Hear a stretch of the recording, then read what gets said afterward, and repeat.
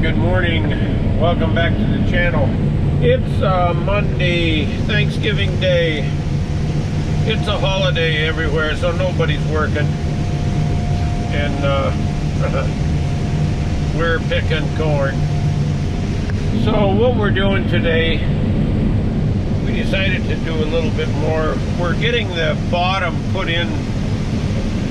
We put dry corn in the bottom of a 48-foot bin, and we use it for wet corn storage when everybody gets doing corn. So it takes 20,000 or so to make the cone in the bottom of the tank. What we do, we fill the bin up about 3 rings, and then we cone it out with dry corn, and then after that we'll fill it with wet corn as it comes in, and we'll dry out of that bin.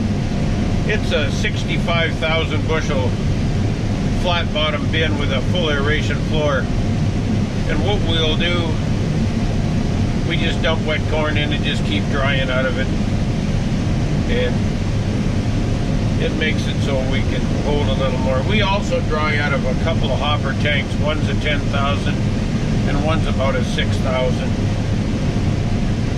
But when the corn's coming in fast, we can't dry it fast enough during the day. And we'll dry at night out of that big tank.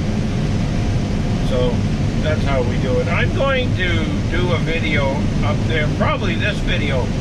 I'm going to go up and show you our dryer setup and what all it entails. I got Cameron today, no school. So it's about 10:15 in the morning. We're gonna knock the rest of this off. There's about 30 acres left here. We'll knock this off today. And then I think we're going to take the rest of the week off from harvesting corn.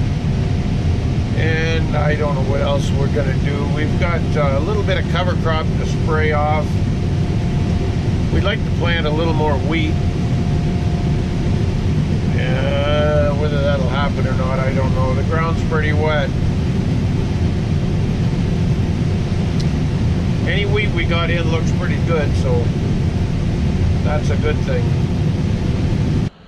I got thinking the other night, I went by this plot, and I mentioned it very, very briefly when we were doing corn in this field, and we've got this field done. We ended up even baled a few corn stalks as a trial. Anyway, I talked about this plot and what this is, and I don't know much about it, so I can't really steer you wrong. Looks like they're about 10 foot long, and I know they're in 30-inch rows. What this plot is for, and it's been going on for 5 years. This is a trial for sudden death syndrome, which is called SDS for short, therefore sudden death syndrome. And what sudden death is, it's a disease that's, well, it's relatively new, or at least I never saw it 20 years ago. And what happens, your beans will be looking real fine, and then along in August they just die, and therefore it's called sudden death syndrome. So what they do, we rent this out to a research company, and there is many, I assume there's many companies' beans in this plot. I don't know anything about it. It's kind of very proprietary. It's not my job to ask. It's not their job to tell. So what they do, they plant all this, and they come here almost on a weekly basis and look at each variety, see which one's doing the best, see which one's doing the worst. We actually have 3 plots.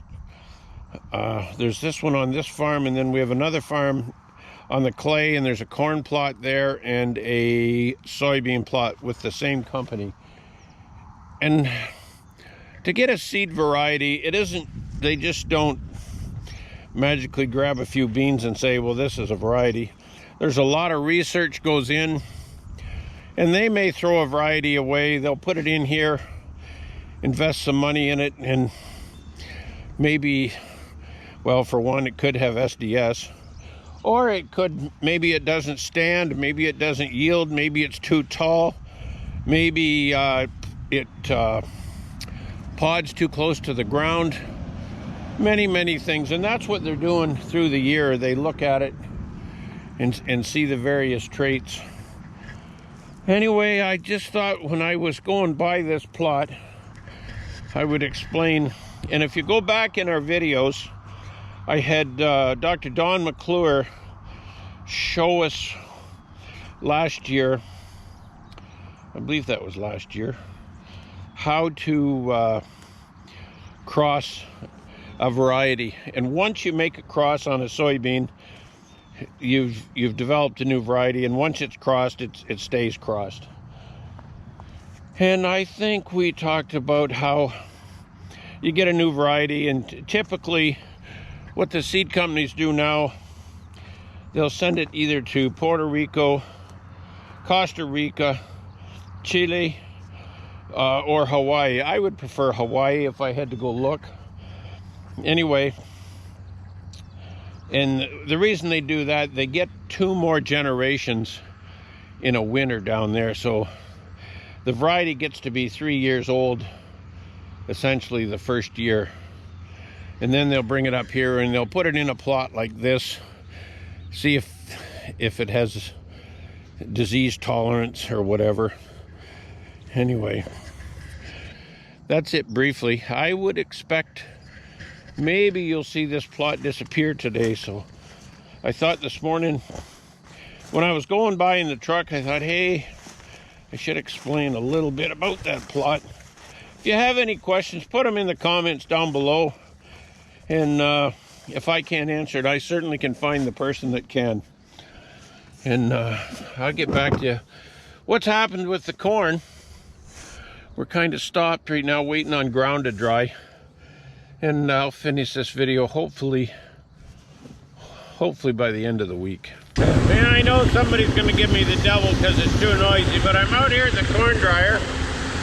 I just wanted to take a minute and show you what the dust collection system we put on our corn dryer last summer. I did a video on it, if you've seen it. I called it dust cover or something about that. Anyway, we have this Nico dryer, and they're notorious for throwing out red dog. And usually when we dry corn, all our grain bin roofs are pink with red dog. But what we did, we put this cover on our dryer, if you can see it, that galvanized cover. And what it does, the air comes out those triangles that you see on the bottom. And I can't get any closer because it's very noisy up there. Anyway, the air comes out into that column. That column's 2 feet wide, comes straight down, and when it comes down, it brings all the red dog with it. And every morning, there's a pile of red dog here on the ground. And you can see the wind whipping it around here, and it makes it disappear. But before we put that dust cover on, all that red dog would be up on the roof.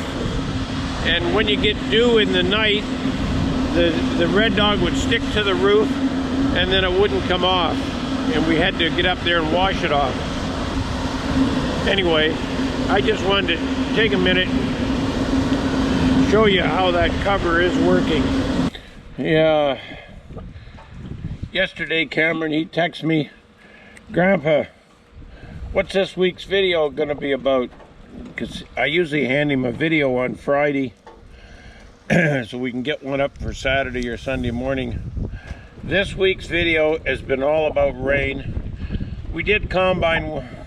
I started doing a video on corn, and then it rained, and then we went and helped a neighbor do some soybeans, and my camera was dead that day.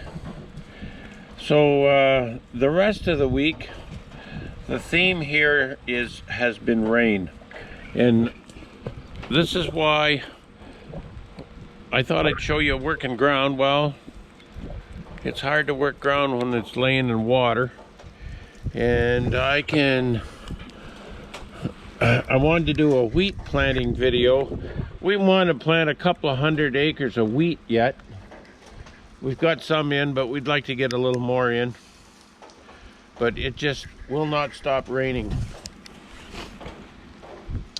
Anyway,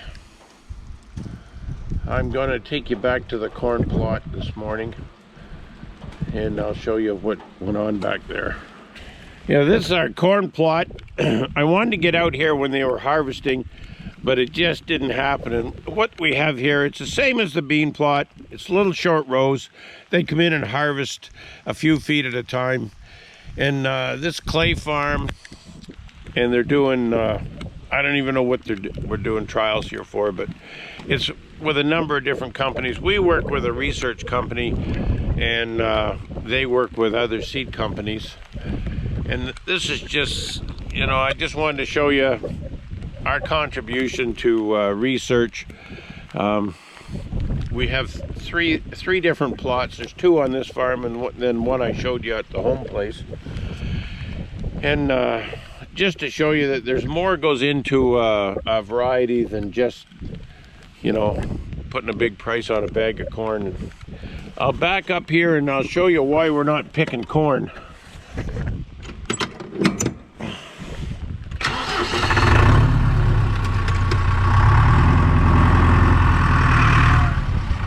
Down these rows, it is nothing but water.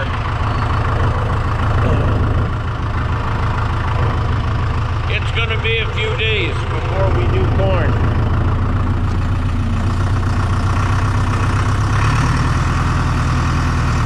It gets a little bit depressing.